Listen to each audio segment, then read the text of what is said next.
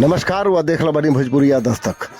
एक तरफ जहां होली के नाम पर हुड़दंग हो रहा बा, अश्लील गीत के भरमार बा, समाज दूषित हो रहा बा फूहड़ गाना से, दूसरा तरफ किन्नर जौन घूम घूम करके और होली के शुभकामना ले रहा बन, सगुन ले रहा बन, ई एकदम शुद्ध भोजपुरी गीत गा करके और अश्लीलता से दूर बेहतरीन नृत्य करके और अपन काम चला रहा बन। रुआ देखी भोजपुरिया दस्तक के साथे विक्रमगंज के किन्नर लाली सिंह और उनकर पूरा टोली के।